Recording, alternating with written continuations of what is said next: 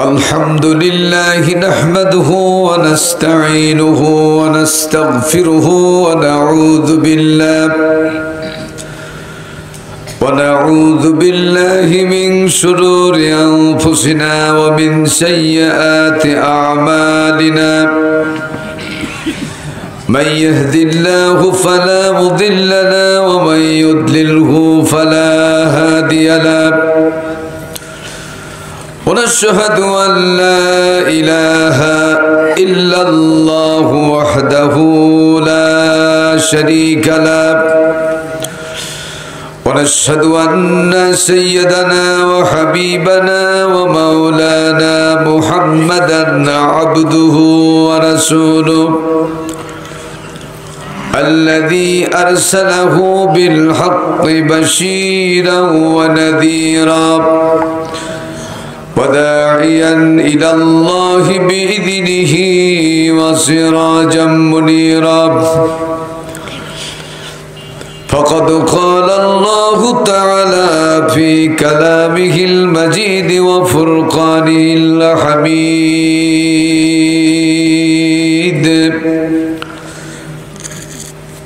জবান খুলে মেহেরবানি করে যারা পারবেন 29 পারা সূরা আল মুলক থেকে আমার সাথে তেলাওয়াত করুন।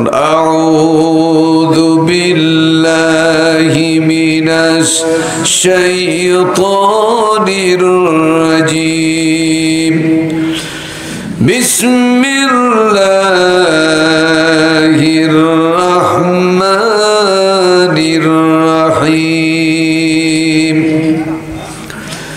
তাবারাকাল্লাযী بيده الملك وهو على كل شيء قدير الذي خلق الموت والحياة ليبلوكم أيكم أحسن عملا وهو العزيز الغفور إن الله وملائكته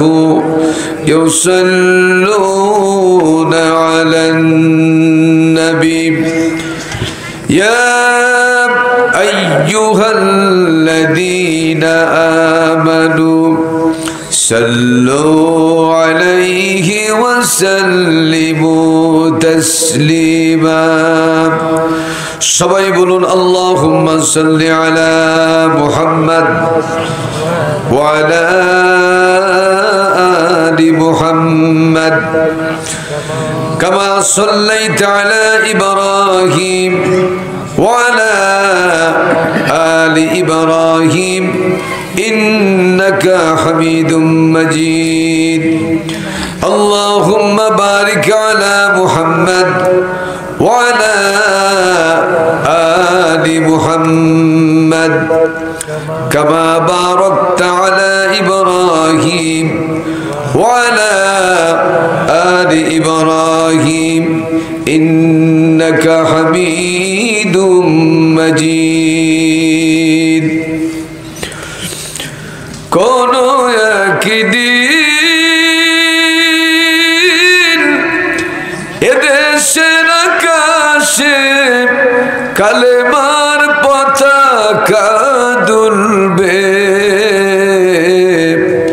সেদিন সবাই কোরআনি বিধান পে দুঃখ বেদনা ভুলবে কোন একদিন লিল্লাহে তাকবীর একাকী নিরমণীরা নির্জন পথে যাবে কোনো জন কটু কথা কবে না কোনো জন পথে ঘাটে সম্পদের মোহে খুনার রাহাজানি হবে না। চিৎকার করে বলেন ঠিক কিনা? একাকী নিরমণীরা নির্জন পথে যাবে, কোনো জন কটু কথা কবে না। কোনো জন পথে ঘাটে সম্পদের মোহে, খুনার রাহাজানি হবে না। সেই দিন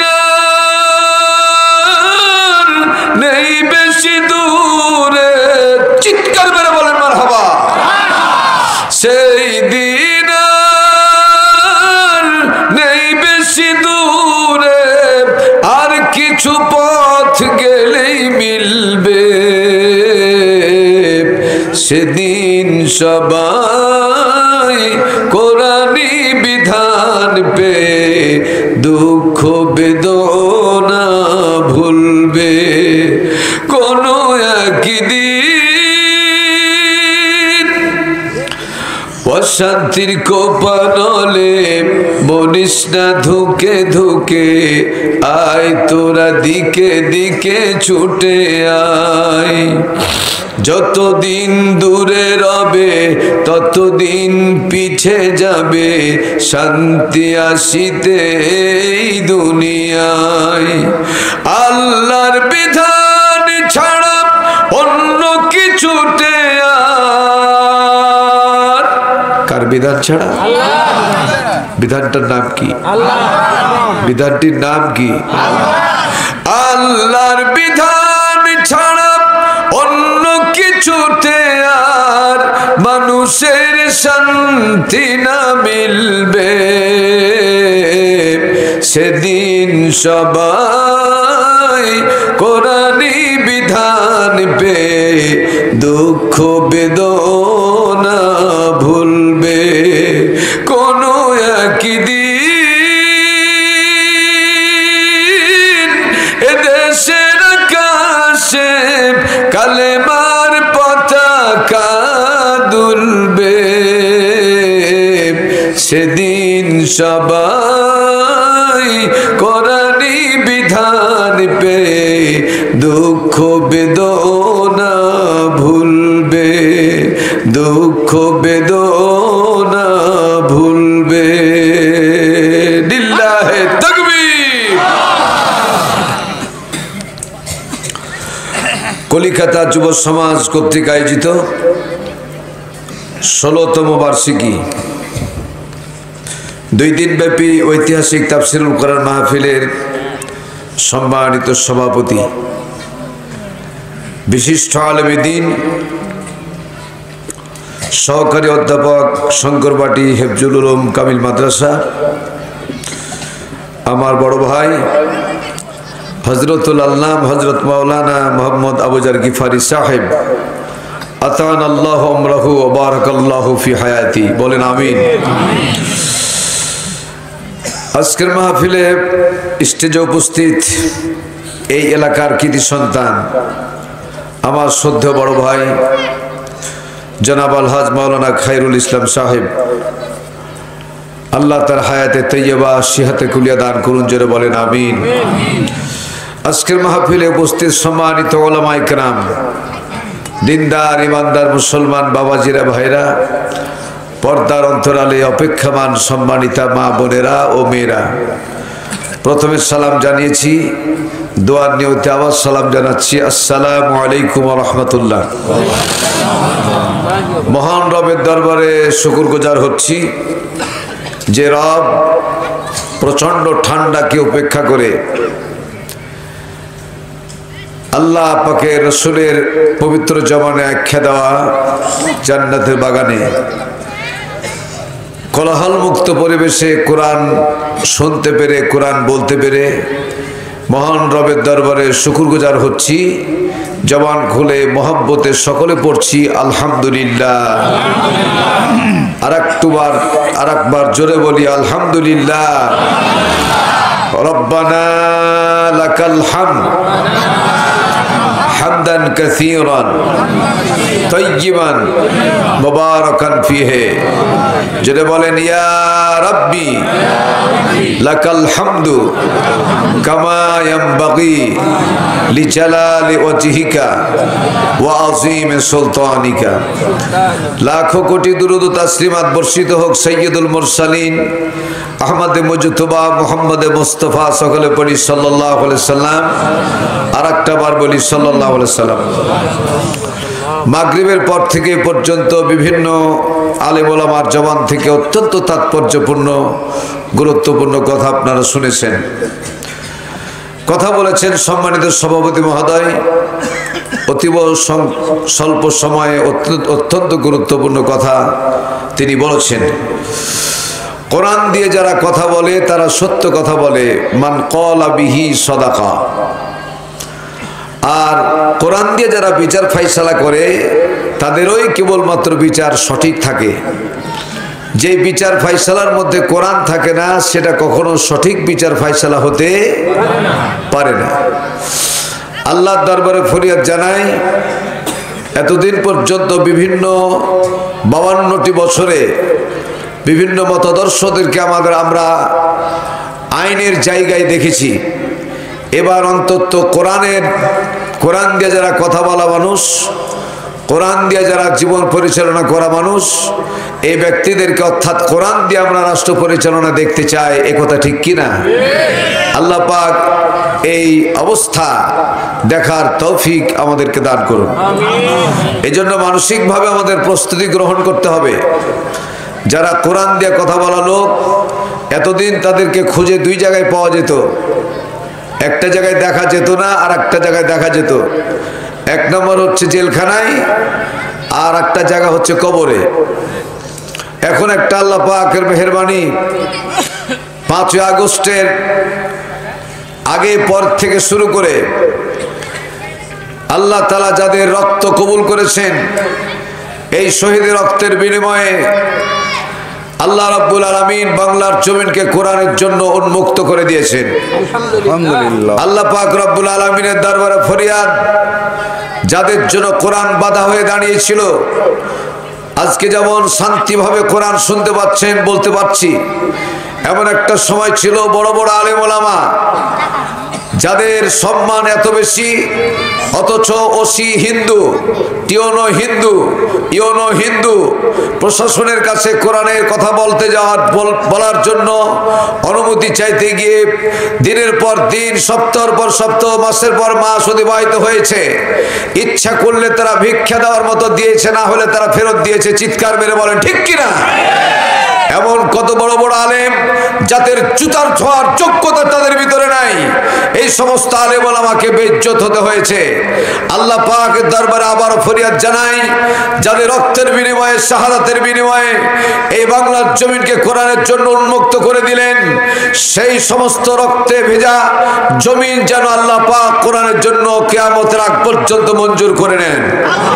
এবং শাহাদাত বরণ যারা করেছেন তাদেরকে উঁচু মাকাম, জান্নাতের উঁচু মাকাম আল্লাহ নসিব করুন। তার চাইতে বেশি আরো দোয়া করা দরকার। অনেকগুলি ব্যক্তি আছেন যাদের দুটার চোখ নাই, অনেকগুলি মানুষ আছেন যাদের একটা চোখ নাই, অনেকগুলি ব্যক্তি আছেন যাদের দুইখানাই পা নাই, আর কেউ আছে বেশি সংখ্যক যাদের একখানা হাত অথবা একখানা পা নাই। যারা চলে গেছে দুনিয়ার থেকে তারা তো চলে গেছে, যারা বেঁচে আছে পঙ্গুত্ব অবস্থায় আল্লাহর দরবারে তাদের জন্য দোয়া করি, আল্লাহ পাক তো কুদরতি হাতে তাদেরকে হেফাজত করুন। বলেন আমিন। জবান খুলে জেনে বলেন আমিন। কোরআন দিয়ে কথা বলা লোকের প্রয়োজন কেন, এই মর্মে আমি একটা ছোট্ট ঘটনা আপনাদের সামনে আলোচনা করতে চাই। তাফসীর ইবনে কাসির থেকে, তাফসীর ফি জালালিল কোরআন, আল্লামা সৈয়দ কুতুব রহমাতুল্লাহ আলাইহি তিনিও লিখেছেন, জাহান্নামের একটা দরজা আছে, এই দরজাটার নাম হচ্ছে সাকার। জোরে বলতে হবে, এই দরজাটার নাম কি? সাকার। এই জাহান্নামের দরজার সামনে লক্ষ কোটি কোটি মানুষ অবস্থান করবে। শ্রেণীগতভাবে সেখানে থাকবে 3 শ্রেণীর মানুষেরা। জোরে বলতে হবে, কয় শ্রেণীর? প্রথম শ্রেণী হলো অসংখ্য স্ত্রীরা। 1 নম্বর কারা? যদি বলতাম মেয়েরা, তাহলে বিবাহিতা হতো, অবিবাহিত হতো। কিন্তু যখনই বলবো যে স্ত্রীরা, তখন এখানে ওভার কনফার্ম যে এরা বিবাহিতা। ঠিক না বেঠিক? কলিজার টুকরা যুবক সন্তান, 3 নাম্বার হচ্ছে কর্মী বাহিনী। এই কর্মী বাহিনীকে নিয়ে আজকে কথা আসছে। 1 নাম্বার, যখন জাহান্নামের দরজার সামনে তারা অবস্থান করবে, হযরত মালিক আলাইহিস সালাতু ওয়াস সালাম দায়িত্বশীল হিসেবে অবস্থান করবেন। তিনি তাদেরকে জিজ্ঞেস করবেন, মা সালাকাকুম ফি সাকার, ও জাহান্নামীরা, জাহান্নাম সম্পর্কে কেউ কি তোমাদের ভীতি প্রদর্শন করে নাই? জাহান্নাম এত আযাব, এত কঠিন জায়গা, সর্পের দংশন, আগুনের লেলিহান, এই কষ্টের জায়গা সম্পর্কে তোমাদেরকে কেউ কি বলে নাই? মা সালাকাকুম ফি সাকার, কেউ কি বলে নাই? জাহান্নামীদের ভিতর থেকে আওয়াজ আসবে, ক্বালু লাম নাকু মিনাল মুসাল্লিন ওয়া লাম নাকু নুতইমুল মিসকিন। আমরা যে সমস্ত কারণে আজকে আমাদেরকে জাহান্নামে যেতে হচ্ছে, এর মধ্যে উল্লেখযোগ্য কারণ হচ্ছে 3টা। জোরে বলুন, কয়টা? 1 নাম্বার কারণ হচ্ছে ক্বালু, তারা বলবে লাম নাকু মিনাল মুসাল্লিন, আল্লাহর জমিনে আমরা নামাজি ছিলাম না। কি ছিলাম না? নামাজি। চিৎকার করে জোরে বলুন, কি ছিলাম না? এখানে নিশ্চয়ই বেনামাজি নাই? আছে। বেনামাজি থাকলেও সুদখোর নাই? আছে। এ হারামখোর আছে?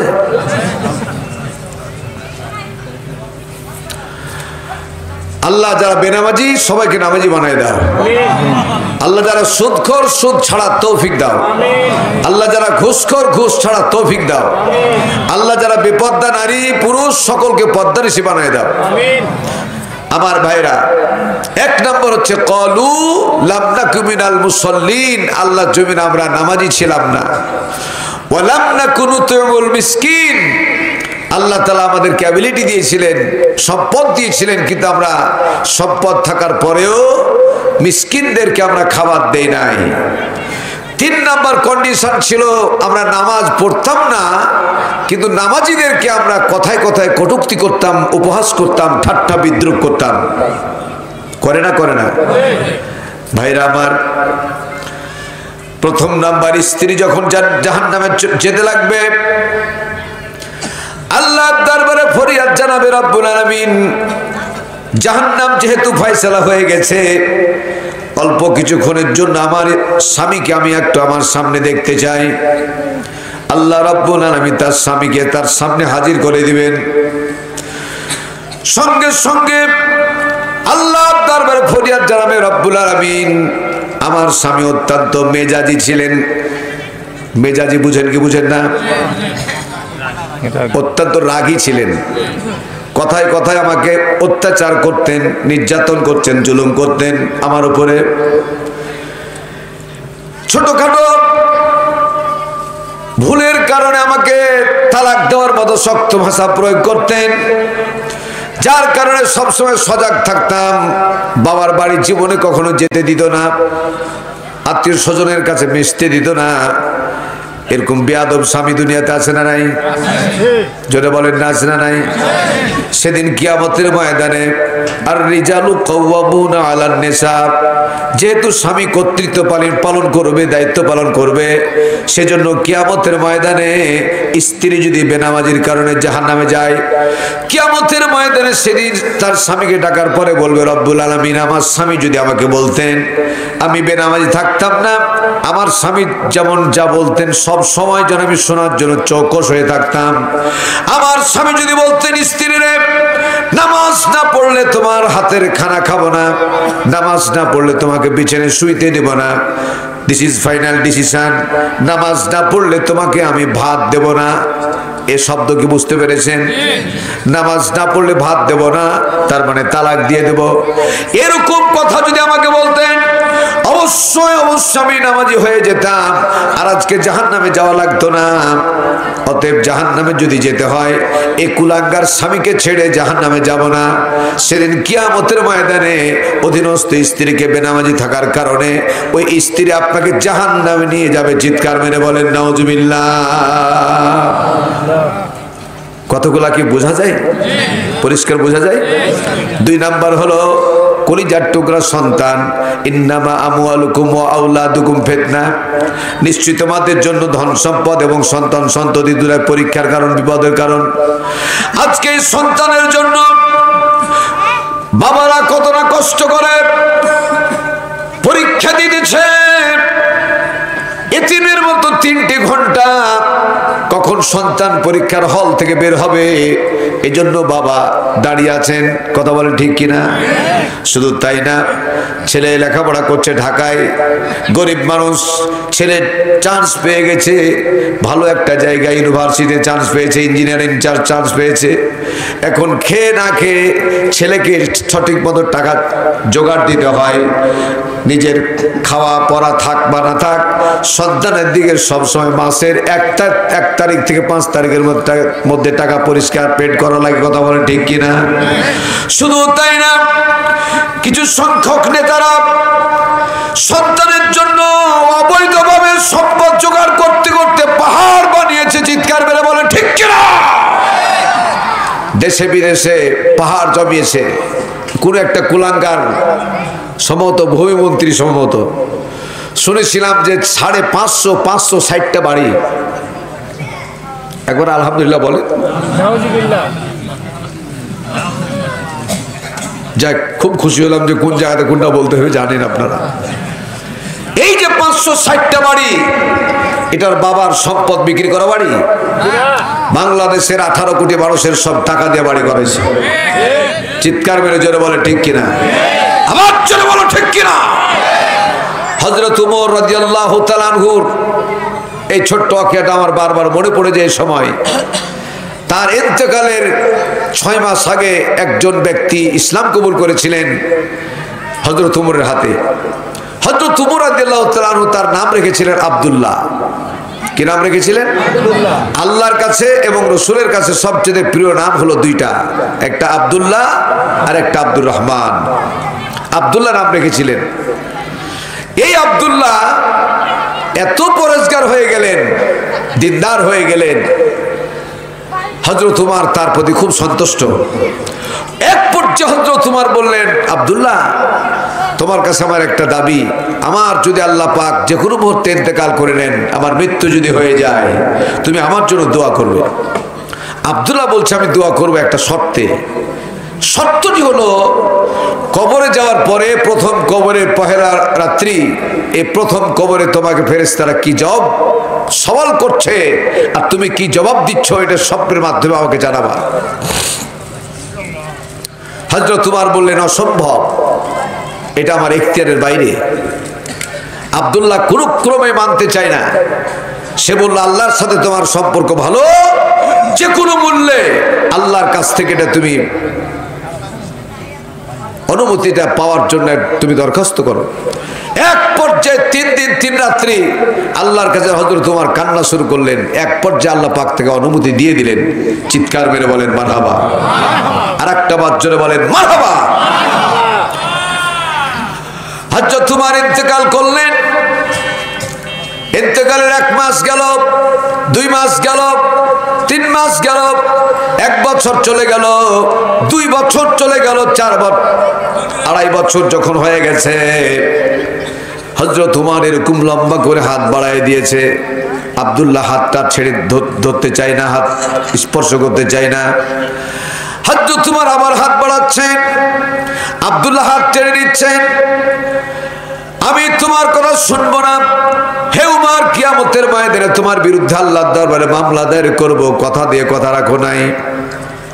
হযরত ওমর বলতেছেন, কেন এত দেরি হলো, এই কথাটা তো শুনবা, কথা শোনা পর্যন্ত হাতটা আমাকে দাও।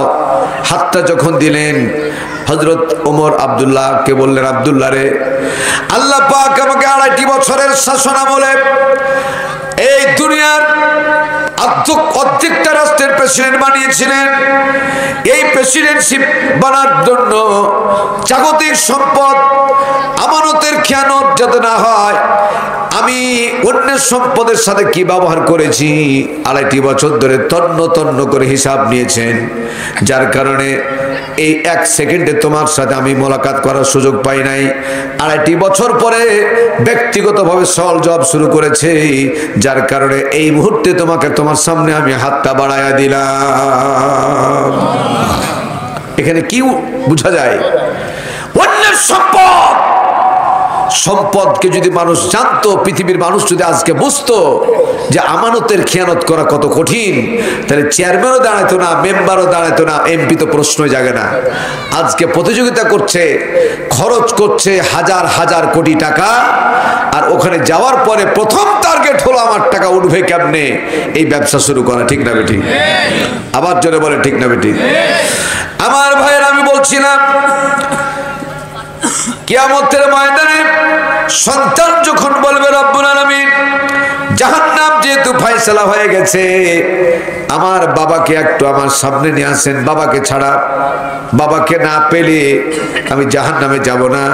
আল্লাহ পাক যখন তার বাবাকে তার সামনে নিয়ে আসবেন, আল্লাহ রাব্বুল আলামিন কোরআনে কারিমে বলেছেন, সন্তান তখন শোনাবেন, ইয়া আইয়ুহাল্লাযীনা আমানু কু আনফুসাকুম ওয়া আহলিকুম নারা। জোরে বলে আল্লাহু আকবার। আর একটা বার জোরে বলেন আল্লাহু আকবার। হে বিশ্বাসীগণ, নিজে জাহান্নামের আগুন থেকে বাঁচো। নিজে বাঁচলে হবে না, তোমার আহল ওয়াইলদেরকে জাহান্নামের আগুন থেকে বাঁচাও, তোমার সন্তানকে বাঁচাও, তোমার মেয়েকে বাঁচাও, তোমার ছেলেকে বাঁচাও, তোমার স্ত্রীকে বাঁচাও, তোমার প্রতিবেশীকে জাহান্নামের আগুন থেকে বাঁচাও। ও আহলিকুম নারা, তুমি নিজে বাঁচলে হবে না, তাদেরকেও তুমি জাহান্নামের আগুন থেকে বাঁচাও। সেদিন কিয়ামতের ময়দানে সন্তান বলবে, রব্বুল আলামিন লেখাপড়া করতে যদি না গিয়েছিলাম, আমার বাবা আমাকে পিটানি দিয়েছে। কেউ বলবে ব্যবসা করতে না গিয়েছিলাম, ব্যবসা প্রতিষ্ঠানে আমার বাবা আমাকে বের করে দিয়েছে, তেজ্যপুত্র করার কথা বলেছে, কিন্তু নামাজ না পড়লে জাহান্নামে যাওয়া লাগবে, এই ব্যাপারে আমার বাবার কোনো ভূমিকা ছিল না, দায়িত্ব ছিল না। অতএব আজকে যদি জাহান্নাম যাওয়াই লাগে, নাজআলহুমা তাহতা আকদামিনা লিয়াকুনা মিনাল আসফালিন। জাহান্নামে যদি যেতে হয়, এই কুলাঙ্গার বাবাকে ছেড়ে জাহান্নামে যাব না, একসাথে না জালহুমা, তাকে নিয়ে আসা হোক তাহতা আকদামিনা, কদম থেকে আকদাম, তাকে ফেলে দেব, তার বুকের উপরে পা দিয়া টানতে টানতে একসাথে জাহান্নামে নিয়ে যাব। চিৎকার মেরে বলেন নাউজুবিল্লাহ। এর থেকে কি শিক্ষা পেলেন?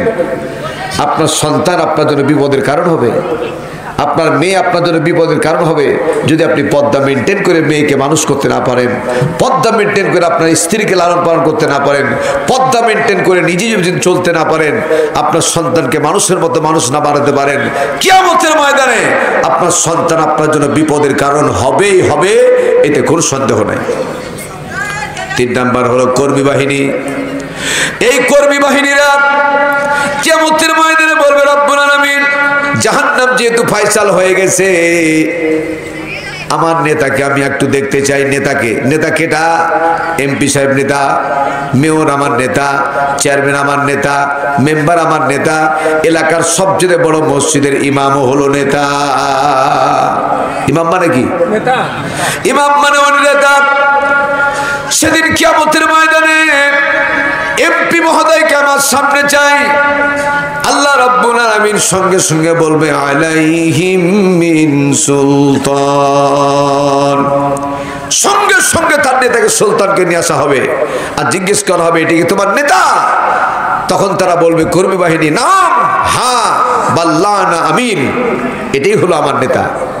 কি বলবো বলো? না তো নেতাজি, আমি দুপুরে খেতে বসেছিলাম, আর আপনি ওই মুহূর্তে মোবাইল করেছিলেন, অর্ধেকটা খাবার ছেড়ে দিয়া পাগল পারা হয়ে আপনার ডাকে সাড়া দিয়ে চলে গিয়েছিলাম। আপনি আমার পিঠে এরকম করে বাড়ি দিয়া থ্যাংক ইউ বলেছিলেন, আমাকে বলেছিলেন তোমার প্রতি আমি হাইলি প্লিজড, তোমার প্রতি আমি খুব সন্তুষ্ট। যত বড় বিপদে পড়ুক না কেন, বিপদ আসুক না কেন, আমাকে তুমি স্মরণ করবা, সব বিপদগুলি পানির মতো চলে যাবে। নেতারা বলে না, বলে না? নেতারা কথা বলে কি বলে না?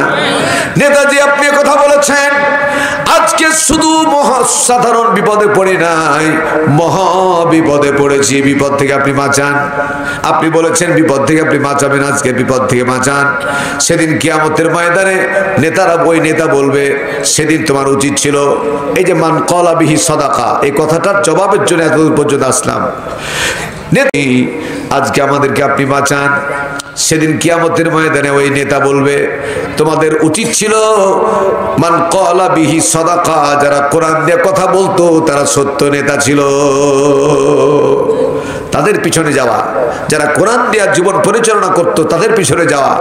যাদের ব্যবসার মধ্যে কোরআন ছিল, যাদের পোশাকের মধ্যে কোরআন ছিল, যাদের জবানে কোরআন ছিল, যাদের বিচারে কোরআন ছিল, যাদের আদালতে কোরআন ছিল, ওই নেতাদের পিছনে তোমাদের যাওয়া উচিত ছিল। আমরা তো কোরআন পড়তাম না, কোরআন বুঝতাম না, আমাদের পিছনে আসা তোমাদের ঠিক হয় নাই। আজকে তোমাদেরকে সাহায্য করা তো দূরের কথা, আজকে তোমাদেরকেও সাহায্য করতে পারবো না, আমি নিজেও সাহায্য করতে পারবো না। আজকে তোমাদের অবস্থা আর আমার অবস্থা সমান সমান। চিৎকার মেরে বলেন নাউজুবিল্লাহ। আর একটা বার জোরে বলেন নাউজুবিল্লাহ।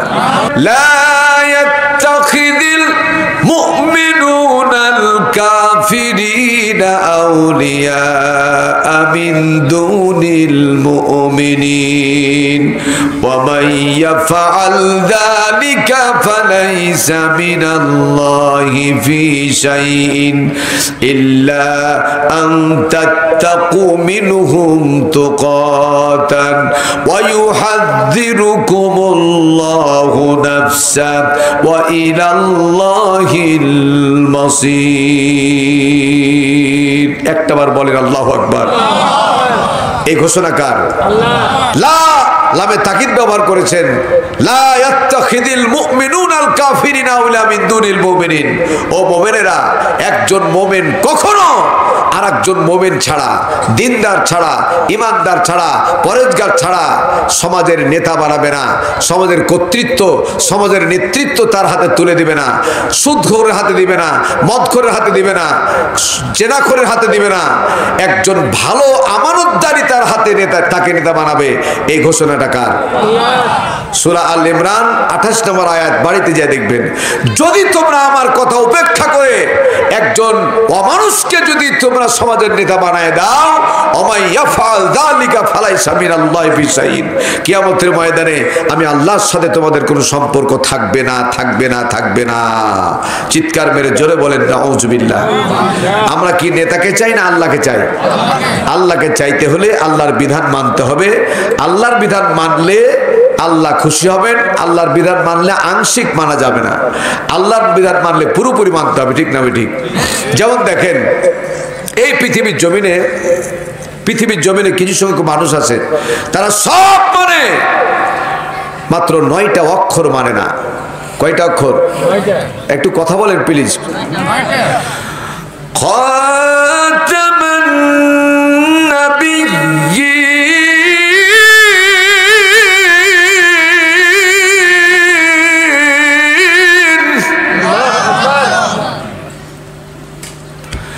আল্লাহ নবী বলেছেন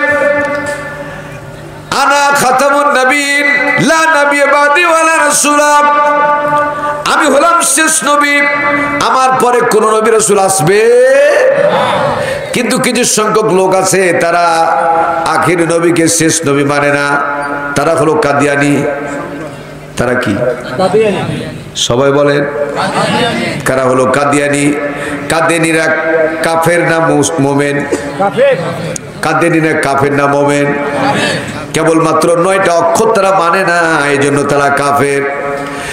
এই 9টা অক্ষর না মানার কারণে যদি তারা কাফের হয়, আল্লাহর জমিনে অসংখ্য মানুষ আছে, ইজতেমাতে গিয়া ভুল বুঝবেন না, আমি নাজায়েজ বলছি না, ইজতেমাতে যাই, দাওয়াতে তাবলীগে যাই, আরো ভালো কাজ করে, তাহাজ্জুদ নামাজ পড়ে, আরো ভালো ভালো কাজ করে, দিনের কাজ করে, অত্যন্ত গুরুত্বপূর্ণ কাজ করে, কিন্তু তারা 19টা অক্ষর মানে না। কয়টা অক্ষর? আল্লাহ পাক কি বলছেন? আলা লাহুল খালকু ওয়াল আমর। আকাশ কার? আল্লাহ। জোরে বলেন, আকাশ কার? জমিন কার? আমরা কার? হুকুম চলবে কার? এই কথাটা কার? আলা লাহুল খালকু ওয়াল আমর। সৃষ্টি যার, হুকুম চলবে কেবলমাত্র সে আল্লাহর। এই কথা ঠিক না বেঠিক? এই কথা ঠিক না বেঠিক? এই জন্য আল্লাহ রাব্বুল আলামিন বলছেন, ইন্নাল্লাযীনা কাযযাবু বিআয়াতিনা ওয়াস্তাকবারু আনহা লা তুফাত্তাহু লাহুম আবওয়াবাস সামাই ওয়া লা ইয়াদখুলুনাল জান্নাহ ওয়া লা ইয়াদখুলুনাল জান্নাতা হাত্তা ইয়ালিজাল জামালু ফি সাম্মিল খিয়াত। ইন্না মানে নিশ্চয়, লাজি মানে যাহারা, কাযযাবু মিথ্যা প্রতিপন্ন করলো, বেআয়াতিনা আমার আয়াতকে, ওয়াস্তাকবারু এবং আমার জমিনে যারা তাকাব্বুরি করে চললো, অহংকার করে চললো, লা তুফাত্তাহু লাহুম আবওয়াবাস সামা তাদের জন্য আকাশের দরজা খোলা হবে না, ওয়ালা ইয়াদখুলুনাল জান্নাহ লামে তাকিদ ব্যবহার করলেন, ওয়ালা কখনো কোনোদিন কোন অবস্থাতে আমি আল্লাহ তাআলা জান্নাতে তারা প্রবেশ করতে পারবে না। আল্লাহ তাআলা একটা এক্সাম্পল দিলেন। অসংখ্য মা বোনেরা এখানে এসেছেন, মা বোনেরা কেতা সেলাই করে একটা যন্ত্র দিয়া, জোরে জোরে বলুন তো, সবাই বলুন তো এটার নাম কি? আরো জোরে বলেন। কেউ বলছে সুই, কেউ বলছে সুস, দুটাই সত্য।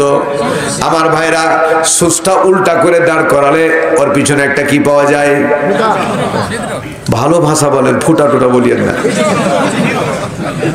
ছিদ্র পাওয়া যায়। কি পাওয়া যায়? আমার ভাইরা, সামিউন শব্দের অর্থ হচ্ছে সুচ। আল্লাহ পাক কি বললেন? হাত্তা ইয়ালিজাল জামালু ফি সাম্মিল খিয়াত। সুচের ছিদ্র দিয়া একটা তাজা উট অতিক্রম করা, পার হওয়া যেমন অসম্ভব, আল্লাহর জমিনে যারা তাকাব্বুরি করে চলবে, অহংকার করে চলবে, মিথ্যা প্রতিপন্ন করবে, ওই ব্যক্তিরা আমার জান্নাতে যাওয়া এর চাইতে আরো বেশি অসম্ভব। চিৎকার মেরে বলেন নাউজুবিল্লাহ। আরেকটা বার জোরে বলেন নাউজুবিল্লাহ। আল্লাহ রাব্বুল আলামিন যে প্রাসঙ্গিক কথাগুলি বললাম, আমাকে সহ সকলকে আমল করার তৌফিক আল্লাহ দান করুন, জোরে বলেন আমিন। আর মোটেই কথা নাই, পড়ুন আমার সাথে, আউযু বিল্লাহি মিনাশ শাইতানির রাজিম, বিসমিল্লাহির রাহমানির রাহিম। বিতাড়িত মারদুদ শয়তান অশ্বসা থেকে আল্লাহর কাছে পানা চেয়ে পরম করুণাময় আল্লাহ তাআলা নামে শুরু করছি। যে কোনো ভালো কাজ করবেন কার নাম নিয়ে? খানা খাবেন কার নাম নিয়ে? বাড়ি থেকে বের হবেন কার নাম নিয়ে? এই যে আপনারা বেরিয়ে এসেছেন, আবার বাড়িতে প্রবেশ করতে পারবেন কোনো গ্যারান্টি? এই যে রাত্রি লেগেছে, আগামীকালকে সূর্যের মুখ দেখতে পারবেন কোনো গ্যারান্টি নাই। এজন্য রাত্রে যখন ঘুমাবেন কার নাম নিয়ে ঘুমাবেন? আল্লাহ রাব্বুল আলামিন তার নবীকে দিয়ে জানাই দিলেন, নবী হে, আমি এই পর্যন্ত ভুল বুঝবেন না, 27 খানা সিরাতের গ্রন্থ লেখাপড়া করেছি, কিন্তু বর্তমানে একটা সিরাতের গ্রন্থ একটা পাওয়া যায়, সামাইলে তিরমিজি। নামটা কি? সামাইলে তিরমিজি। এত নিখুঁত কিতাব আমার চোখে আর পড়ে নাই। আপনারা কিনবেন, অন্যকে হাত দিয়ে দিবেন, স্ত্রীকে দিবেন, মেয়েকে দিবেন, সন্তানকে দিবেন, ছেলেকে দিবেন, প্রতিবেশী দিবেন। সামাইলে তিরমিজি এই কিতাবটা কিনবেন। রসুলের নক্কাটা থেকে শুরু করে প্রেসিডেন্সি পর্যন্ত সব তথ্য আল্লাহ পাক রব্বুল আলামিন যা দিয়ে তৈরি করেছেন নবীকে, সব কথাগুলি তিনি বলে দিয়েছেন। তার ভিতরে এই রসুলের কথা তিনি বলতেছিলেন, রাসূল পাক সাল্লাল্লাহু আলাইহি ওয়াসাল্লাম, লাকাদ কানা লাকুম ফি রাসূলিল্লাহি উসওয়াতুন হাসানাহ, তোমাদের জন্য রয়েছে মহত্তম আদর্শ নবী মুহাম্মদুর রাসূলুল্লাহ সাল্লাল্লাহু আলাইহি সাল্লামের ভিতরে। চিৎকার মেরে বলেন ঠিক কিনা? আমার ভাইরা, যে নবী রাত্রের খানা খেতেন, মাগরিবের নামাজ পড়ার পরে এবার জোরে করে একটা আওয়াজ করে আমাকে শোনান। রসুল রাতের খানা খেতেন কখন? মাগরিব নামাজের পরে। এশা নামাজ পরে কোনো কাজ হাতে রাখতেন না, দ্রুত বিছানায় চলে যেতেন। কারণ হলো রসুলের ফর্মুলা হলো যত দ্রুত বিছানায় চলে যাবা ফজরের নামাজ জামাত ধরা তত তোমার সহজ হবে। ঠিক না বেটি? অত্যন্ত দুঃখজনক হলো সত্য, আমাদের ছেলেরা আমাদের মেয়েরা রাত্রি 11টা বাজে খেতে খেতে আর যখন একটা ইহুদির চক্রান্ত হাতে পড়ে যায়, সেটা হলো ইহুদির চক্রান্ত কি? মাশাআল্লাহ, যাক তাফসীর করতে আসা আজকে আমার সার্থক হয়েছে।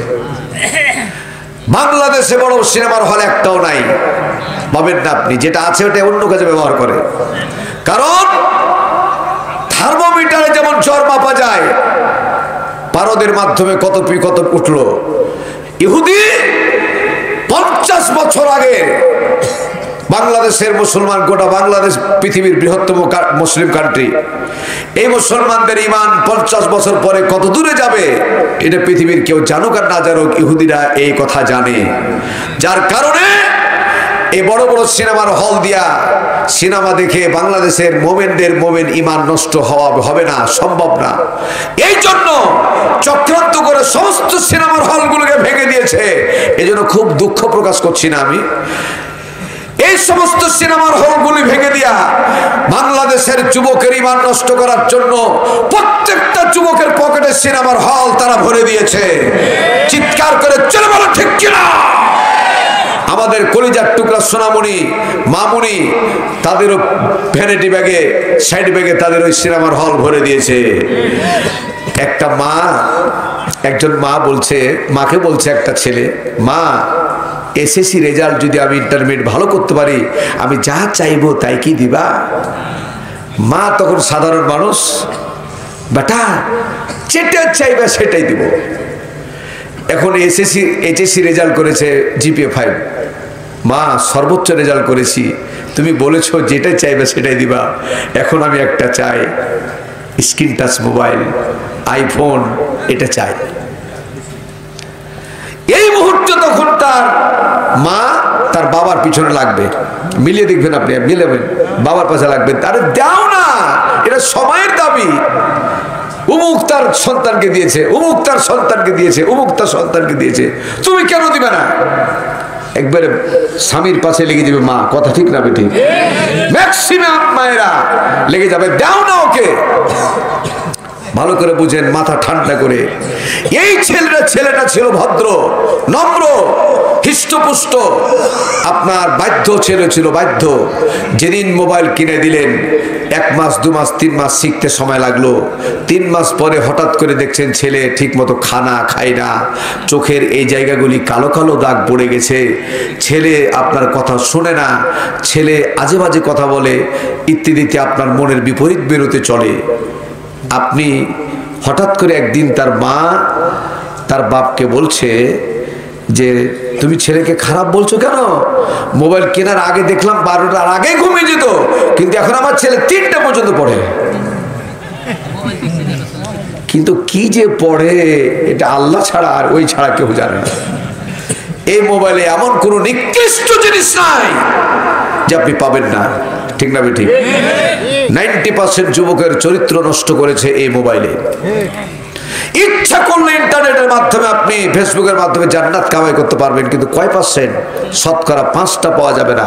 শুধু যুবক আর যুবতীদের দোষ দিয়ে লাভ নাই, অনেকের বাপও দেখে, অনেকের মাও দেখে, কথা বলে ঠিক না বেঠিক? ভালো করে দেখবেন। এভাবে দেখতে দেখতে দেখতে রাত 3টা বাজিয়ে দেয়। আল্লাহ তাআলা কি বলছেন? আল্লাহকে জিজ্ঞেস করে যে আল্লাহ আমার সন্তান ভালো মতো খাই না, আল্লাহ আমার সন্তানের চোখ দিয়ে কালো দাগ পড়ে গেছে, আল্লাহ আমার ছেলে আমার অবাধ্য হয়ে গেছে, আল্লাহকে বলেন। আল্লাহর উত্তর দিয়েছেন কিভাবে দেখেন। আল্লাহ রাব্বুল আলামিন বলছেন, ওয়াজআলনা নাওমাকুম সুবাতাও ওয়াজআলনাল লাইলা লিবাসা ওয়াজআলনান নাহারা মাআশা। চলো বলেন আল্লাহু আকবার। কোরআন তেলাওয়াত শুনলেই কিন্তু আল্লাহু আকবার জোরে বলবেন। যে ব্যক্তি আল্লাহু আকবার বলবেন জাহান্নামের অন্য আযাবে গ্রেফতার হতে পারেন, কিন্তু কোরআন শুনে ফাকরাউ মা তায়াসসারা মিনাল কোরআন, কোরআন শুনে যে ব্যক্তি আল্লাহু আকবার বলবেন জাহান্নামের আগুন একটা সেকেন্ডের জন্য আপনাকে স্পর্শ করবে না। জোরে বলেন সুবহানাল্লাহ। আমার ভাইরা, আমার বাবাজিরা, রাসূল পাক সাল্লাল্লাহু আলাইহি ওয়াসাল্লাম এশা নামাজ পড়ে তিনি ঘুমিয়ে যাবেন, এখনো ঘুমান নাই, শুয়ে পড়েছেন। হঠাৎ করে কে যেন দরজা নক করলো। আমার ভাইরা রাসূল বর্ণনা দিয়েছেন সামাইরে তিরমিজির ভিতরে, গভীর রাত্রিতে একটা বার মাত্র যদি দরজা নক করে দরজা খুলবা না, কারণ মানুষের মধ্যে যেমন ডাকাত আছে, চোর আছে, খারাপ মানুষ আছে, জিনেদের মধ্যে একই রকম খারাপ জিন আছে, দুষ্ট জিন আছে, আসে না আসে না? আমার ভাইরা, দুষ্ট জিন একটা বার মাত্র নক করবে, দ্বিতীয়বার আর নক করবে না। এজন্য রাসূল বলেছে গভীর রাত্রিতে একটা বার নক করলে দরজা খুলবে না। কিন্তু রাসূলের দরজায় গিয়ে একবার, দুবার, তিনবার, পাঁচবার নক করেছে। রাসূল পাক সাল্লাল্লাহু আলাইহি সাল্লাম উঠে পড়লেন, দুইটা দরজাতে হাত দিয়ে এরকম করে দাঁড়ালেন। দেখতে পেলেন একজন যুবক, অত্যন্ত হিষ্টপুষ্ট একজন যুবক দাঁড়িয়ে আছেন। রাসূল পাক সাল্লাল্লাহু আলাইহি ওয়াসাল্লাম তাকে জিজ্ঞেস করলেন, মা ইসমুকা, তোমার নাম কি? তোমার নাম কি? আগত যুবক বলতেছে ইসমে জুনাইদ, আমার নাম হলো জুনাইদ। নাম কি? সবাইকে বলা লাগবে, নাম কি? আনা ইহুদি, আমি একজন ইহুদি, আমি একজন। ওই যুবক বলতেছে আমি একজন ইহুদি। রাসূল জিজ্ঞেস করলে ফাইনা তাযহাব, কোথায় যাইবা, কোথায় যাইবা, অথবা কোত্থেকে আসতেছো? যুবক বলতেছে হে মুসলমানের নেতা, রাত্রিবেলা পথ ভুল করে আপনার দরবারে এসে পড়েছি, মাফ করবেন, আমাকে জায়গা দেন, আশ্রয় দেন রাত্রি পর্যন্ত। আল্লাহ রাসূল তৎক্ষণাৎ বললেন মন খারাপ করিও না। নবী নিজে একটু তাবাসসুম হাসলেন, মুচকি হেসে তাকে ভিতরে নিলেন, আর আনন্দে তাকে এক বোতল পানি দিয়ে বললেন পা হাত ধোয়া পরিষ্কার করে আমার বিছানে শুয়ে পড়ো। আমার ভাইয়ের এখানে একটা শিক্ষণীয় ঘটনা আছে। সেই ঘটনাটা হলো যেদিন আল্লাহ নবী তাকে বাড়ির ভিতরে প্রবেশ করালেন জুনাইদকে, সেদিন আল্লাহ নবীর বাড়িতে পানি ছাড়া কোনো খাবার ছিল না। সেদিন মেহমান দিলেন, মেহমান আসে, মেহমান রহমত নিয়ে আসার বরকত দিয়ে যায়।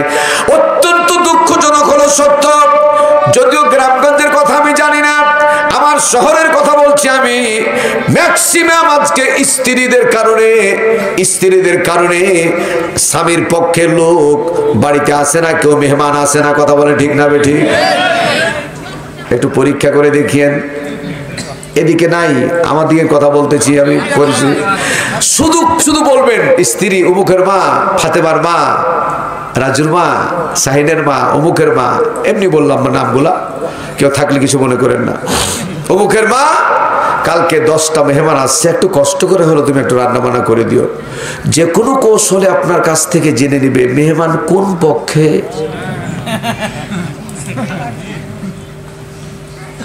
বুঝতে পারছেন? মেহমান কোন পক্ষের। যদি শরীর অসুস্থ থাকে, মাজা ব্যথা থাকে, মাথা ব্যথা থাকে, আর মায়েদের বাড়ির মেহমান যদি হয়ে যায় বাপের বাড়ির, সব অসুখ ভালো হয়ে গেল, সব ব্যথা ভালো হয়ে গেল। আর যদি ব্যথা নাও থাকে, আর যদি স্বামীর দিকের মেহমান হয়, চিৎকার করে বলবে তুমি জানো না আমার মাজা ব্যথা, তুমি জানো না আমার মাথা ব্যথা, বুক ব্যথা, পা ব্যথা, চুল ব্যথা, ব্যথা আর ব্যথা। কথা ঠিক না বেঠিক? নাই ব্যথাতে ব্যথা বাড়িয়ে যাবে। কি হয়েছে? আলে বেলা কথা বলিস না বাজি। তাহলে বুঝা গেল, দাঁড়ান, আমি অত্যন্ত থিসিস করে বলছি, আজকে ম্যাক্সিমাম 80% স্ত্রীর সাথে স্বামীর সম্পর্ক খারাপ, কেবলমাত্র স্বামীর দিকের মেহমানকে সে গ্রহণ করে না, দেখতেই পারে না। আরে মেহমান তো দূরের কথা, এমন রিপোর্ট আমার পকেটে আছে, খরচটা আগে দিয়ে দাও। আমি মাঝে মধ্যে বলি, গত পরশুদিন একটা জায়গাতে বলছিলাম, যে বেটার বাপ স্ত্রীর অর্থাৎ মেয়ের বাপের কাছে বিয়ের খরচ চাইবে, এটা ছেলে না, এটা ছেলেও না মেয়েও না, মাঝখানে কি ওটা বলে হিজিড়া। তৃতীয় লিঙ্গ তো বললে তো সম্মান বেড়ে, সম্মান দেওয়া হয়, কিন্তু হিজিড়া হিজিড়া এই যে শহর বাজারে যতগুলা 12 ঘরে 13 ঘরে যতগুলা হিজড়া আছে, এই হিজড়ার সাথে কেউ বিয়ে দিবে? দিতে চাইবে? তাহলে এটা হলো যে ব্যক্তি বিয়ের খরচ চাইবে, এ হলো হিজড়া। আজীবন সারা জীবন তোমার কাছে ও ভিক্ষুকের মতো চাইতেই থাকবে, না পেলে তোমার মেয়েকে সে নির্যাতন করবে। অতএব ওর সাথে বিয়ে দেওয়া হলো কবিরা গুনাহ। ঠিক না বেঠিক? জোরে বলে না ঠিক না বেঠিক? এরকম ছেলের সাথে বিয়ে দেওয়া যাবে না। আল্লাহর নবী তখন কি করলেন? মন খারাপ করছেন নাকি? যারা যৌতুক নিয়েছে তারা উঠে যাবে, যারা যৌতুক নিয়েছে। আর একটা আসছে পেশা ফিরে আসবে, এটা ভালো। আর যদি না আসছে তাহলে বুঝবে এর মধ্যে ব্যারাম আছে, রক্তের সমস্যা আছে, বুঝে নিতে হবে। আমার ভাইরা, রাসূল আকরাম সাল্লাল্লাহু আলাইহি ওয়াসাল্লাম জুনায়েদকে এক মশক পানি দিলেন, আর পানি দিয়ে পা হাত পরিষ্কার করে ধোয়ার পরে বললেন, জুনায়েদ রে, আমার এই বিছানায় তুমি শুয়ে যাও। জুনায়েদ বলতেছে, হে মুসলমানের নেতা, এত সুগন্ধিযুক্ত বিছানা আমি ঘুমাতে পারবো না, আমি নিচে ঘুমাবো। আল্লাহর নবী তৎক্ষণাৎ কি উত্তর দিলেন? জুনায়েদ রে, তুমি আমার মেহমান, আল্লাহর কসম করে বলি, এর চাইতে দামি বিছানা যদি থাকতো সেখানে আমি তোমাকে ঘুমাইতে দিতাম। আর একটা বার জোরে বলেন সুবহানাল্লাহ। আপনারা কি বিরক্ত হচ্ছেন? খারাপ লাগছে? আমার ভাইয়ের এবার শুনুন, আল্লাহর নবী জুনায়েদকে শুয়ে দিলেন বাম দিকে, মধ্যখানে একটা খাজুরের পাতার বালিশ। রাসূল কখনো কোল বালিশ ব্যবহার করতেন না, কিন্তু বাধ্যতামূলক আপনাদেরকেও বলছি, যে কোনো কারণে মেহমান যদি বাড়িতে বেশি হয়ে যায়, কখনো যুবক ছেলেকে নিয়ে যদি আপনি বিছানায় ঘুমান, চেষ্টা করবেন একই ল্যাপের তলে না ঘুমানো। যদি ল্যাপ কমে যায় ল্যাপটা দিয়ে শুইবেন, কিন্তু অবশ্যই মধ্যখানে একটা পার্টিশন দিয়ে দিবেন, কোল বালিশ একটা মধ্যখানে দিয়ে দিবেন, একজনের শরীরে যেন আর একজনের শরীর স্পর্শ না করে। মনে থাকবে তো? আমার ভাইরা, আল্লাহর নবী মধ্যখানে বালিশ দিয়ে ঘুমায় গেলেন। 2 ঘন্টা পার হয়ে যাচ্ছে, উসখুস করতেছে, জুনায়েদ ঘুমায় না। রাসূল পাক সাল্লাল্লাহু আলাইহি ওয়াসাল্লাম মাথার নিচে তার হাতটা দিয়ে বললে, ইজলিস ইয়া জুনায়েদ, ও জুনায়েদ উঠিয়ে বসো, উঠিয়ে বসো। জুনায়েদ যখন উঠিয়ে বসলেন, আল্লাহ নবী একটা চেরাক জ্বাললেন, চেরাকটা জেলে তার চোখের সামনে ধরলেন, চোখটা পিটপিট করতে লাগলো, তার মানে ঘুমায়নি। আল্লাহ নবী তার চোখের এক নিজের গর্তটা দেখে বলতেছে, জুনায়েদ আমি বুঝতে পেরেছি তুমি ক্ষুধার্ত। আল্লাহর কসম করে বলি, জুনায়েদ রে, পানি ছাড়া কোনো খাবার নাই। আর একটা জিনিস আছে আমার বাড়িতে, আমি ছাগলের দুধ খুব পছন্দ করি, কিন্তু এমন একটা ছাগল আছে যে ছাগলের বাচ্চা বড় হয়ে গেছে, বাচ্চা বড় হলে দুধ কমে যায়। কথা বলে ঠিক না বেঠিক? আল্লাহর কাছে রাসূল হাত তুলে দোয়া করলেন, তাকার আমার দিকে, উদউনি আস্তাজিব লাকুম। আল্লাহ নবী বেয়াদাইহে হাতটা উঠায়া দোয়া করতে লাগলেন, দোয়া করা শুরু করলেন। আল্লাহ, আমার বাড়িতে মেহমান, ছাগলের দুধটা ছাড়া তো আর খাবার কিছু নাই। আল্লাহ নবী একটা মশক নিয়ে হাত, মশক মানে বর্তন, চামড়ার একটা মশক নিয়ে হাত দুধ দোহান করা শুরু করলেন। আল্লাহ তাআলা ওই কোরআনে এত বরকত দিয়ে দিলেন, বায়রুটেশন পর্যায়ক্রমে 1 না 2 না 7 মশক দুধ আল্লাহ নবী দোহান করলেন, আর বায়রুটেশন 7 মশক দুধ তাকে পান করালেন। জোরে বলুন সুবহানাল্লাহ। বরকতের মালিক কে? আমার ভাইরা, নিয়তের অভাব, নিয়ত যদি ঠিক থাকে, যে ভাতের চাউল আপনি দেন, এক্সট্রা চাউল দেওয়ার কোনো দরকার নাই। একটা মানুষ হঠাৎ করে এসে গেলে আল্লাহ তাআলা বরকত দিয়ে দিবেন, আপনার নিয়ত যদি ঠিক থাকে। কথা বলে ঠিক কিনা? আর নিয়ত যদি অন্যরকম থাকে বরকত কমে যাবে। আল্লাহ রাব্বুল আলামিন কি বরকত দিলেন, 7 মশক দুধ দোহান করে বা পেট পুরো জুনায়েদ যখন পান করলো, আরামে জুনায়েদ ঘুমিয়ে গেল। রাসূল পাক সাল্লাল্লাহু আলাইহি সাল্লাম তিনিও ঘুমিয়ে গেলেন। কিছুক্ষণ যেতে না যেতে আল্লাহ রাব্বুল আলামিন সঙ্গে সঙ্গে বললেন, ইয়া, যারা পারবেন আমার সাথে পড়বেন, ইয়া আইয়ুহাল মুযাম্মিলু কুমিল লাইলা ইল্লা قليلا نصفه أو انقص منه قليلا أو زد عليه ورتل القرآن ترتيلا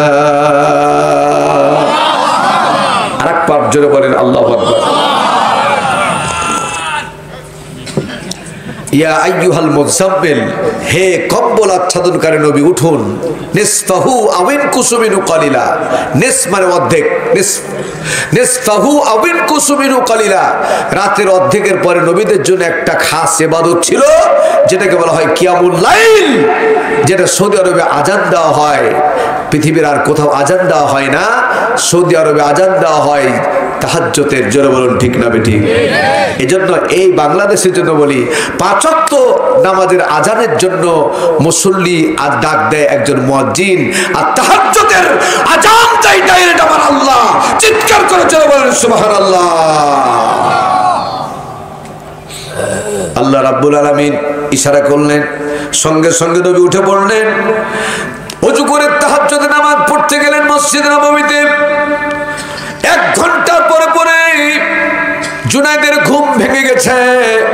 ঘুম ভাঙার পরে নবীকে দেখতে পায় না, কিন্তু কোন দিক থেকে একটা কাঁচা রাত্রিবেলা কাঁচা বেলি অথবা রজনীগন্ধা এর চাইতে অসংখ্য দামি একটা সেন্ট কোত্থেকে আসতেছে, কোত্থেকে সেন্টটা পাচ্ছে খুঁজে পায় না। কিন্তু রসুল তাকান 100% তাকান, রসুল ডান গালের উপরে ভর করে রসুল নিয়মিত ঘুমাতেন। কারণটা হলো আল্লাহর জমিনে রসুলের চাইতে বড় বিজ্ঞানী পৃথিবীতে আর নাই, আর কিয়ামত পর্যন্ত আসবে না। জোরে বলুন ঠিক কিনা? আল্লাহ নবী ডান গালে হাত দিয়ে ঘুমাতেন কেন? প্রত্যেকটা পুরুষ মানুষের হাত হলো বাম দিকে। যদি কোনো পুরুষ ডান দিকে এরকম কায়থে ঘুমায়, হাতটা তখন চাপের উপরে থাকে না, প্রেসারের উপরে থাকে না, আলফা আলফায় থাকে। আমি কি বুঝাতে পেরেছি? কোনো চাপের উপরে থাকে না, আরামে থাকে। এই জন্য প্রত্যেকটা পুরুষকে ডান দিকে রসুল ঘুমাতে বলেছেন। আল্লাহ রসুলের ঘুমের কারণে এই যে গলা বেয়ে বেয়ে অতিরিক্ত গরমের কারণে এই গলা বেয়ে বেয়ে ঘামগুলা পড়ে পড়ে কিছু জায়গা ভিজে গেছে। এই ঘাম থেকে সে একটা সুঘ্রাণ বেরোচ্ছে। জুনায়েদ তখন এরকম করে হাত দিয়া নাকে যেমন দিয়েছে, জুনায়েদ বলতে যে পরবর্তী সময় জুনায়েদ বলেছিল, আমি ইয়া রাসূলুল্লাহ আপনার ঘামে যখন আপনি হাত দিয়েছিলাম, অর্ধেকটা ঈমান আমার কলিজার মধ্যে চেপে বসেছিল। কারণ ঘাম তো দুর্গন্ধ, কিন্তু মুসলমানের নেতা মুহাম্মদ সাল্লাল্লাহু আলাইহি ওয়াসাল্লাম কথা বলছে, তার ঘাম থেকে এত সুগন্ধি যা পৃথিবীর ইতিহাসে নাই। চিৎকার করে বলেন সুবহানাল্লাহ। আল্লাহ নবীকে খোঁজার জন্য জুনায়েদ পাগল হয়ে গেল। এদিকে যায় পাই না, সেদিকে যায় পাই না, ওই দিকে পাই না। হঠাৎ করে মসজিদ নববীর দিক থেকে একটা লু হাওয়া, আস্তে করে একটা হাওয়া আসলো। ওই হাওয়ার মধ্যে একই ঘ্রাণ পেয়ে গেল। জুনায়েদ তখন পাগলের মতো ছুটতে লাগলো। ঘ্রাণটা, বাতাসটা কোন দিক থেকে আসলো? মসজিদ নববীর দিক থেকে। ওদিকে যাওয়ার পরে দেখতেছে বিশ্বনবী মুহাম্মদ সাল্লাল্লাহু আলাইহি ওয়াসাল্লাম কিয়ামুল লাইল তাহাজ্জুদ নামাজে দাঁড়িয়ে আছেন। ভাইরা আমার, বাবাজিরা আমার, সামাইলে তিরমিজির মধ্যে থেকে আবারও বলছি আপনাদেরকে, আল্লাহ নবী রাত্রিবেলা, নবুয়তের পরের ঘটনা, আগের না।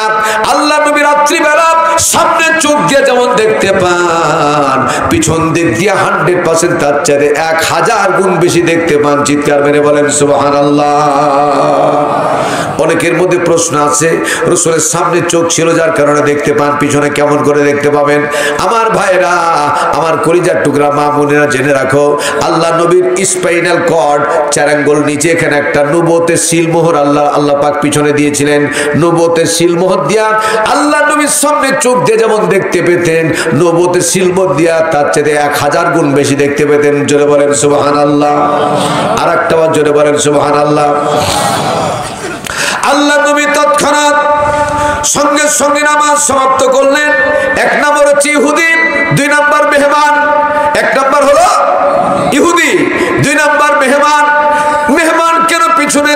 পায়চারি করে। সঙ্গে সঙ্গে রাসূল নামাজ সমাপ্ত করলেন, আর নামাজ সমাপ্ত করে তিনি বাইরে গেলেন। যাওয়ার পরে তিনি বললেন, জুনাইদ রে, এ জুনাইদ, তোমার তো বিশ্রাম করার কথা ছিল, তুমি কেন পায়চারি করো, কেন উঠে বেড়াও? জুনাইদ তৎক্ষণাৎ বলছে, হে মুসলমানের নেতা। রাসূল তখন একটু মন খারাপ করলেন, জুনাইদ, তুমি বারবার আমাকে মুসলমানের নেতা কেন বলতেছ? আমার সম্পর্কে আল্লাহ পাক কি বলেছেন? কুল ইয়া আইয়ুহান নাসু ইন্নী রাসূলুল্লাহি ইলাইকুম জামিআ।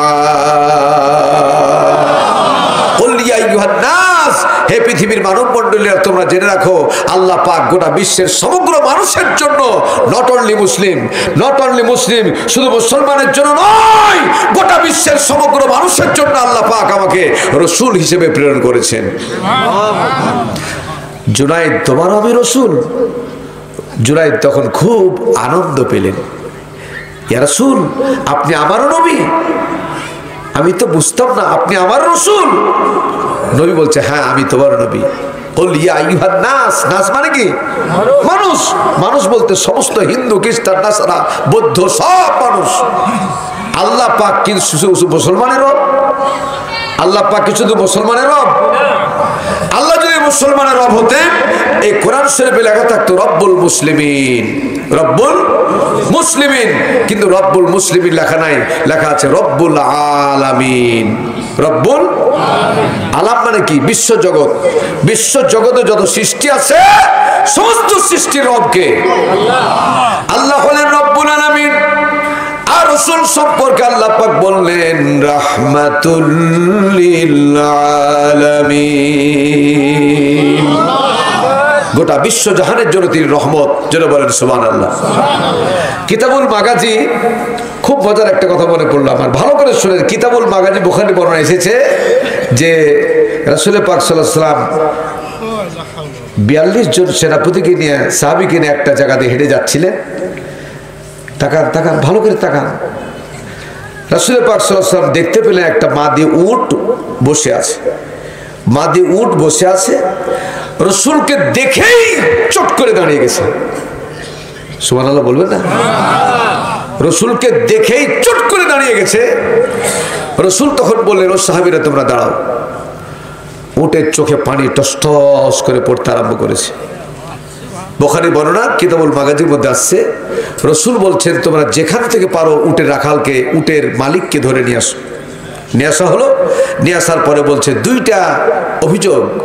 এক নম্বর অভিযোগ, এই উট যতটা বোঝা বহন করতে পারবে তার চাইতে বেশি পরিমাণে বোঝা কেন চাপিয়েছ? সুবহানাল্লাহ বলেন। সেই সময় কিন্তু উটের উপরে বোঝা ছিল না। দুই নম্বর, এত বোঝা চাপিয়েছ যে এত ক্লান্ত শান্ত হয়ে গেছে, ক্ষুধার্ত হয়ে গেছে, তুমি খাবার কেন দাওনি? উক্ত ব্যক্তি বলছে, আপনার পরিচয় কি? না, তো আমার পরিচয় হলো আমি এই। উটের মালিক বলতেছে, আমার জীবনে আমি শুনেছিলাম, কিন্তু আজকে চোখে দেখা আমার নসিব হয়ে গেল। আমি নিজেও বলতেছি, অন্য দিনের চাইতে জীবনে কখনো এত বেশি বোঝা চাপাই নাই, এত বেশি বোঝা আমার উটের উপরে কখনো চাপাই নাই। আজকে যা চাপিয়েছি আপনি তো দেখেন নাই, আমার বোঝাগুলি নামিয়ে নিয়ে চলে গেছি, আপনি তো দেখেন নাই, আপনি কেমনে বুঝতে পারলেন? আল্লাহ নবী বললেন, তোমার উটের চোখের পানিতে আমাকে বলে দিল। সঙ্গে সঙ্গে ওই ব্যক্তি বলল, উটের চোখের পানিতে যে ব্যক্তি কথা বুঝতে পারে, এই সাধারণ মানুষ হতে পারে না। আমি আর ইহুদি থাকলাম না, আমি আর মুশরিক থাকলাম না, এই মুহূর্তে আমাকে কালমা পড়ে মুসলমান বানায় দেন। নবীজি বললেন, বলো আশহাদু আল্লা ইলাহা ইল্লাল্লাহু ওয়া আশহাদু আন্না মুহাম্মাদান। আমার ভাইরা, রাসূল পাক সাল্লাল্লাহু আলাইহি সাল্লাম জুনাইদকে বলতেছেন, জুনাইদ রে, এত রাত্রিতে তুমি গভীর রাত্রিতে পায়চারি করো কেন? তোমার তো বিশ্রাম করার কথা ছিল, কি জন্য তুমি উঠেছো আমাকে বলো। জুনাইদ বলতেছে, হে মুসলমানের নেতা, বড় অপরাধ করেছি, বিরাট অপরাধ করে দিয়েছি। আমি ইচ্ছা করলে পালিয়ে যেতে পারতাম, কিন্তু আপনার ব্যবহার আমি এমন মুগ্ধ যে পালিয়ে গিয়ে আমার মৃত্যুর আগা দিন পর্যন্ত আমি নিজকে ক্ষমা করতে পারতাম না। কারণ আপনি এত সুন্দর ব্যবহার করেছেন, আমাকে দুধ দোহান করে খাবার দিয়েছেন, ঘুমার জায়গা দিয়েছেন, শ্রেষ্ঠ জায়গা আপনার বিছানায়। মনের অজান্তে আজকে দুইটা কারণ তিনি বলতেছেন, তাফসীরের মধ্যে এসেছে দুইটা কারণ। এক নম্বর হলো, হে রাসূল, আমার জন্ম থেকে আজ পর্যন্ত এত আরামের ঘুম কোনোদিন আমার হয় নাই, এত আরামের ঘুম জীবনে কখনো আসে নাই। দুই নম্বর হলো, অতিরিক্ত দুধ পান করার কারণ হতে পারে, অতিরিক্ত দুধ পান করার কারণে আমার পিছনে পেশাব হয়ে গেছে, এই জন্য ক্ষমা চাওয়ার জন্য আমি আপনার কাছে এসেছি। রাসূল তখন তৎক্ষণাৎ বললেন, আন্নাউমু নিসফুল মাউত, আন্নাউমু নিসফুল মাউত, ঘুম হলো অর্ধেক মৃত্যু। তুমি যখন পেশাব করেছো তখন তুমি জিন্দা ছিলে না। সুবহানাল্লাহ বলেন। তুমি যখন পেশাব করেছো, রাহমাতুল লিল আলামিনের কথাটা কেমন দেখেন, তুমি যখন পেশাব করেছো তখন তুমি জিন্দা ছিলে না। আন্নাউমু নিসফুল মাউত, তুমি মৃত্যু ছিলে। অতএব এটা তোমার দোষ নয়, এটা হলো দোষ আমার। আমি যদি ওখানে থাকতাম তাহলে তোমার ঘুমটা ভাঙতো না। যেমনই পেশাব হয়ে গেল সঙ্গে সঙ্গে কেন বিছানা পরিবর্তন করে দিতে পারলাম না, এই জন্য আমার ব্যর্থতা। তুমি ক্ষমা চেও না, আমাকে তুমি ক্ষমা করে দাও, আমাকে তুমি ক্ষমা করে দাও। রাহমাতুল লিল আলামিন বলছেন যে তুমি আমাকে ক্ষমা করে দাও। তোমার বিশ্রামে আমি ব্যাঘাত ঘটিয়েছি, আমি কেন পারলাম না? তোমার কোনো দোষ নাই, দোষ হলো আমার। জুনায়েদ সঙ্গে সঙ্গে দুই হাত উঁচু করলেন আর বললেন, ইয়া রাসূলুল্লাহ, আর সইতে পারি না, অপরাধ করলাম আমি, ক্ষমা চাচ্ছেন আপনি। আপনি সাধারণ মানুষ হতে পারেন না, আপনি বিশ্ব নবী, এতে আমার বুঝতে আর বাকি রইল না। একটা মুহূর্ত দেরি করতে পারি না, এই মুহূর্তে কালেমা পড়ে আমাকে মুসলমান বানায় দেন। নবীজি বললেন, বলো আশহাদু আল্লা ইলাহা ইল্লাল্লাহু ওয়া আশহাদু আন্না মুহাম্মাদান আবদুহু ওয়া রাসূলুহু। আল্লাহ নবী তৎক্ষণাৎ অত্যন্ত খুশি হলেন। খুশি হয়ে আল্লাহ নবী তার নাম রাখলেন আব্দুল্লাহ। একটা বার জোরে বলুন, নাম রাখলেন কি? আল্লাহর কাছে সবচেয়ে প্রিয় নাম হলো দুইটা, একটা হলো আব্দুল্লাহ আর একটা হলো আব্দুর রহমান। এক নম্বর কি? দুই নম্বর, কোন বাচ্চা সন্তান, ছেলে সন্তান যদি জন্মগ্রহণ করে, কোন ছেলে সন্তান যদি জন্মগ্রহণ করে, কোন মেয়ে সন্তান যদি জন্মগ্রহণ করে, জন্মের পরে পরে তার মা বাপের কাছে অধিকার হলো দুইটা। যেটা বলুন কয়টা? অধিকার হলো দুইটা। এক নম্বর হলো অর্থবহ একটা নাম রাখা। অর্থবহ আমার মতো ছোট মোটো আলেমকে দিয়ে না, যারা মাহের আলেম, যারা একটা শব্দের একাধিক তারকিব তাহকিক করতে জানে, এরকম বড় বড় আলেমকে দিয়ে তার নাম রাখতে হবে, অর্থবহ নাম রাখতে হবে। কোরআনে আছে বলেই রাখা যাবে না। কোরআনে কিন্তু অনেক মুশরিকদের এক্সাম্পল আল্লাহ তাআলা দিয়েছেন। যেমন দেখেন, তাব্বাত ইয়াদা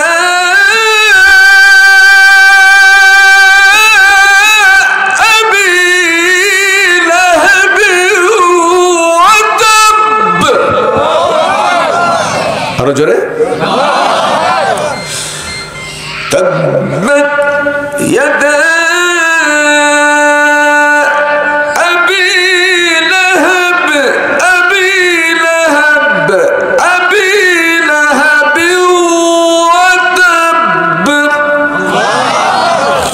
চিৎকার করে জোরে বলুন, এর ভিতরে কার নাম আছে? কার নাম আছে?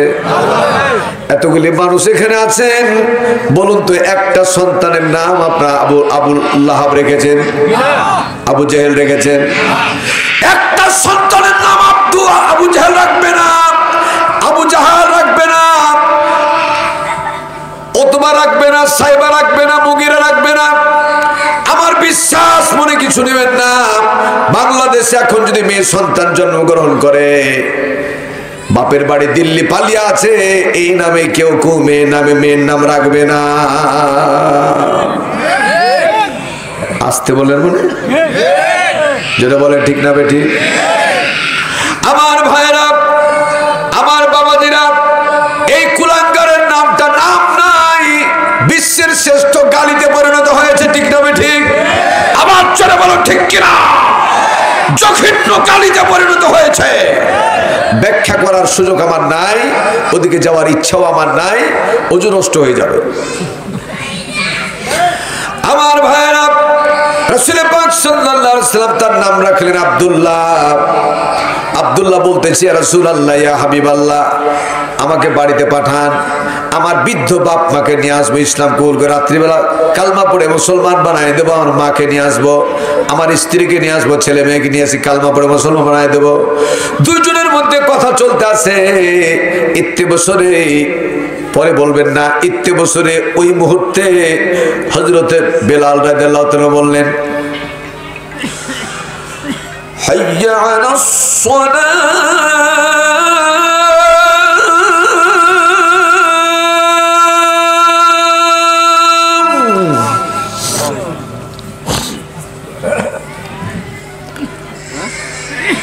حي على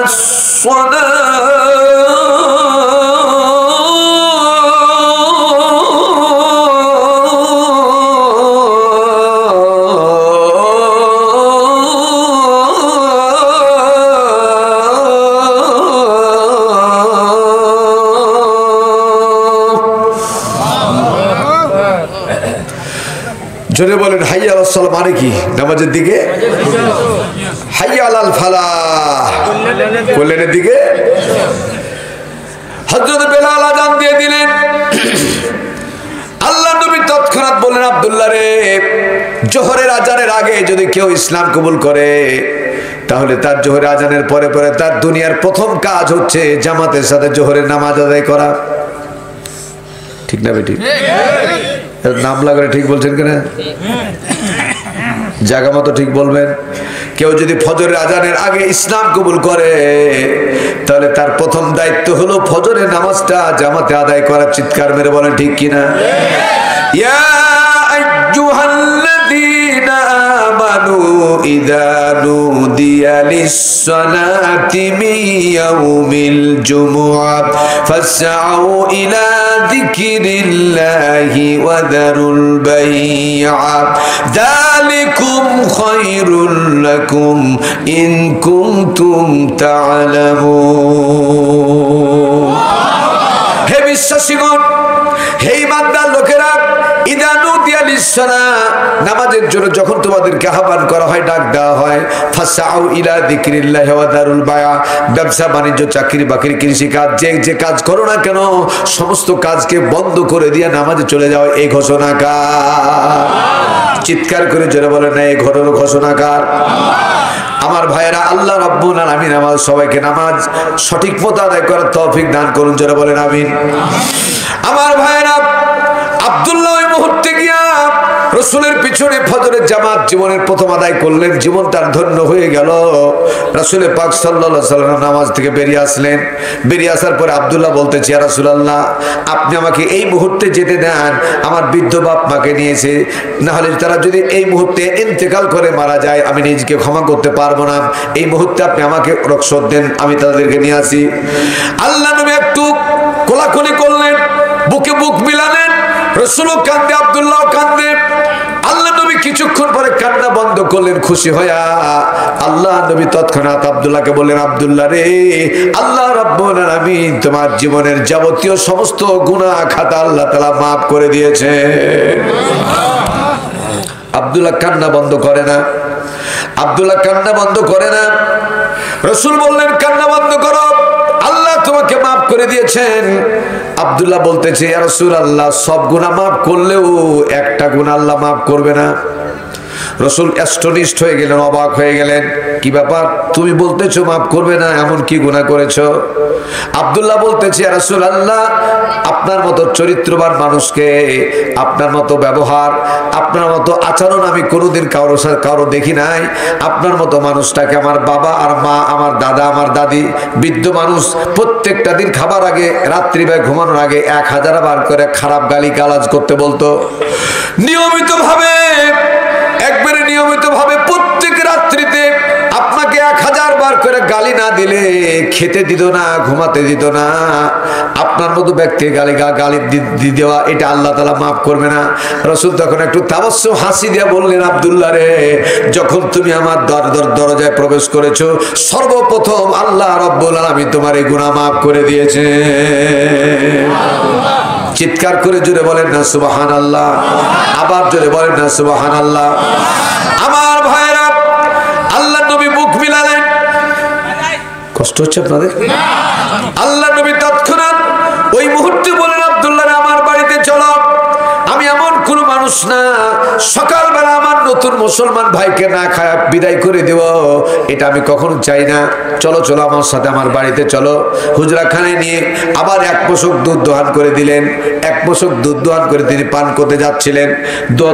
দুধটা পান করতে যাচ্ছে, ইতিমধ্যে আল্লাহ নবী তৎক্ষণাৎ তার হাতটা ধরে ফেললেন, হাতটা ধরে নিলেন। আব্দুল্লাহ রে, গত রাত্রে তুমি মুশরিক ছিলা, এই ব্যাপারে তোমাকে বলার মতো কোনো কথা ছিল না, কিন্তু আজকে যে আল্লাহর প্রতিমান এনেছো, আজানের আগে যে আল্লাহর প্রতিমান এনেছো, ওই আল্লাহর নাম না নিয়ে পান করা যাবে না, ওই আল্লাহর নাম না নিয়ে খানা খাও যাবে না। আব্দুল্লাহ বলতেছি, ইয়া রাসূলুল্লাহ, কেমনে আল্লাহ পাকের নাম নেওয়া লাগে আমার জানা নাই, কেমনে আল্লাহ পাকের নাম নিতে হবে আমার জানি না। সঙ্গে সঙ্গে ওই মুহূর্তে রাসূল পাক সাল্লাল্লাহু আলাইহি সাল্লাম বলে দিলেন, পড়ো বিসমিল্লাহির রাহমানির রাহিম। জোরে বলেন বিসমিল্লাহির রাহমানির রাহিম। এই বিসমিল্লাহর মধ্যে এত বরকত আল্লাহ দান করেছেন। আল্লাহ রাব্বুল আলামিন আমাদের সবাইকে বিসমিল্লাহর উপরে আমল করার তৌফিক যেন দান করেন, বলেন আমিন। জবানটা খুলে বলেন আমিন। আমার ভাইরা, আমার বাবাজিরা, আল্লাহ রাব্বুল আলামিন এর পরে পরে বলতেছেন, তাবারাকাল্লাযী বিয়াদিহিল মুলকু ওয়া হুয়া আলা কুল্লি শাইইন কাদির। অতীব বরকতময় সে আল্লাহ, আকাশ এবং জমিনের একচ্ছত্র মালিকানা, অধিপতি, যার হাতের মুঠের ভিতরে, ফাআলুল লিমা, যা খুশি যেমনে খুশি বানাতে পারেন কে? একচ্ছত্র মালিকানা কার? এবার একটা কথা বলবো, কথাটা গুরুত্ব দিবেন, খুব গুরুত্ব দিয়ে গুরুত্ব দিবেন, গুরুত্ব সহকারে গুরুত্ব দিবেন। এক বাক্যে সকলে আল্লাহর কোরআনের সাথে হাত উঁচু করে বলুন তো, সমস্ত ক্ষমতার মালিক কে? হাত তোলেন, সবাই হাত তোলেন। লিল্লাহে তাকবীর, লিল্লাহে তাকবীর। হাত নামান, হাত নামান। তাহলে এখানে এত জোর দিয়ে বললাম কেন? এই বাংলাদেশের কুলাঙ্গারেরা, জালেম সরকার শুধু সম্পদ বাংলাদেশে লুণ্ঠন করেছে তা না, বাংলাদেশের মানুষের ঈমান সম্পদ লুণ্ঠন করেছে। চিৎকার মেরে বলে ঠিক কিনা? আবার জোরে বলো ঠিক কিনা? সেটা কি করে বলবো? হ্যাঁ, বলা লাগবে, বলা লাগবে। সেটা হচ্ছে, আপনারা এক বাক্যে সবাই বললেন, সকল ক্ষমতার মালিক হলেন আল্লাহ। আল্লাহ সব বরদাস্ত করেন। লা তুশরিক বিল্লাহ ইন্নাশ শিরকা লা যুলমুন আযীম। আল্লাহ কখনো শিরিককারীকে বরদাস্ত করেন না। ঠিক না ঠিক? আবার জোরে বলেন ঠিক না ঠিক? আপনারা বললেন সমস্ত ক্ষমতার মালিক আল্লাহ, আর এই নেতারা, এই ফাজিল নেতারা, তারা বলে religious is the opium of the people. জনগণ হচ্ছে সমস্ত ক্ষমতার মালিক।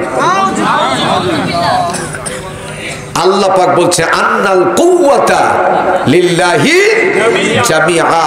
আল্লাহর একচ্ছত্র জমিনের মালিক হচ্ছেন আল্লাহ। ইন্নাল্লাহা আলা কুল্লি শাইইন কাদির। আল্লাহর ক্ষমতার কথা 126 জায়গা করে কোরআন শরীফের মধ্যে আল্লাহ তাআলা বর্ণনা দিয়েছেন। চিৎকার করে বলেন মারহাবা। আরেকটা বার জোরে বলেন মারহাবা। আমার ভাইয়েরা, আমার বাবাজিরা, রাসূল আকরাম সাল্লাল্লাহু আলাইহি সাল্লাম এতক্ষণ পর্যন্ত কোরআন থেকে কোরআন বিল কোরআন যে কথাগুলো বলতেছিলাম ছোট্ট করে বলি কোরআন বিল হাদিস। রাসূল পাক সাল্লাল্লাহু আলাইহি সাল্লাম বললেন আল কোরআন হুজ্জাতুল লাকা ওয়া আলাইক আও কামা ক্বালা নবী সাল্লাল্লাহু আলাইহি ওয়াসাল্লাম।